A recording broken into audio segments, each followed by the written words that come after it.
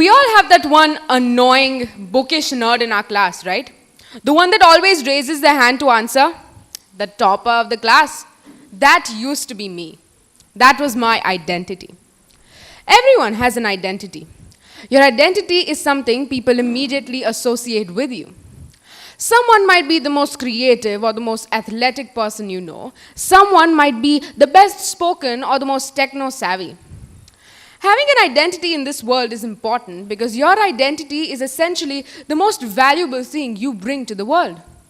So what happens when you lose your identity? Well, I'm here to let you all know exactly that. I'm Tashvi Shah of class 10, and this is the story of how I lost my identity and earned it back. Ever since I was a child, I've been naturally good at studying. I was always seeking academic validation. Reading and studying used to be my passion. I remember staying up late past my 10 p.m. bedtime to read a book, and every single time I would feel sleepy, I would tell myself, just one more chapter, just one more. And before I knew it, I would have lost track of time, and it would be 3 a.m. in the morning. I was always at the top in any exam, any test, any competition. I just loved to win, and I won so many awards and medals and trophies and certificates that I filled up entire shelves with them. Being the topper was my identity, and I took pride in it. But I became quite egoistic due to it. I remember trying to flex my extensive vocabulary in front of my friends by using big words like juxtaposition, anemone, incandescence, or, my personal favorite, entrepreneur. I felt invincible and I became overconfident. I was unknowingly trapped in an ego bubble, a restricting, isolating circle of my constant need for external validation and my high and mighty attitude toward my own peers due to my inflated sense of pride. The people around me, my parents and my friends, tried to get me to slow down and get back down to earth, but alas, I was like Icarus then, flying way too high up in the clouds to notice the quickly approaching sun that would soon melt the wax off my wings and cause my downfall. The sun that ruined all my soaring glory was the pandemic. The whole world shifted online. Schools did as well. We could now wake up 5 minutes before school started and fall back asleep 5 minutes after it started, with our videos turned off. Unexpectedly and rather embarrassingly, I kind of let myself go at this time. I became too lazy to put in effort to study and participate in class, but I was still way too prideful to admit it because I was still trapped in my ego bubble. I had the same high expectations from myself, but dwindling mental capability. Post-pandemic, schools reopened. I was forced to leave that lazy lifestyle, but I was putting myself up to the same high standards without giving myself enough time to adapt to offline learning. Despite studying my hardest, I still got lower marks than before. My marks were worsening, and so was my mental health. I was left feeling incomplete without academic validation, and so I would scrutinize, criticize, and just hate myself for every little mistake. Once, I got the opportunity to participate in a Model United Nations conference. I researched and prepared thoroughly and extensively. I walked into the conference room fully focused, brimming with excitement, enthralled by feeling that same old fire in my belly and greeting it like an old friend. The session started, and the first person spoke. And then the second person spoke. Then the third, and the fourth, and the fifth, and I was just sitting there staring at them. There was a voice in my head that was screaming at me, begging me, pleading me to just open my mouth and to let my voice be heard, but to no avail. I just couldn't bring myself to do it. The voice in my head was then drowned out by a sea of terrifying what-ifs. What if I sound like an idiot? What if my grammar isn't right?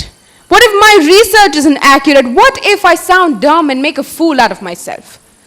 And so I just sat there saying nothing. I was embarrassed and disgusted with myself. This was not me. And this was when I reached the breaking point. Everything I had once taken pleasure in was now a pressure on my shoulders. I was completely burnt out. I now considered myself a failure for being unable to meet my own unreasonable expectations. Icarus had finally fallen. Now this burst my ego bubble. I wasn't the topper anymore. I felt like I had lost my identity. Now, that realization hit me like a wall of bricks. Panicked questions ran frantically across my brain. Who am I? How do I solve this? And then several, and I mean several, emotional breakdowns and anger outbursts later, I decided that enough was enough. I had pitied and hated myself for so long, and it was entirely useless. So I was determined to come up with a plan to help me manage my expectations, achieve my goals, and to help me once again work up to my full potential. I did what everyone tells you to do when you say that you're sad. Love yourself. And that is exactly what I did. L.O.V.E, myself. The L stands for looking within and listening to yourself. I set healthy boundaries for myself to protect my ideas, values, my beliefs, and emotions, and I found that without these boundaries, other people could sometimes influence or even dictate how I lived my life. The O stands for ownership. I owned my mistakes. I was accountable for my faults and responsible enough to work on my weaknesses.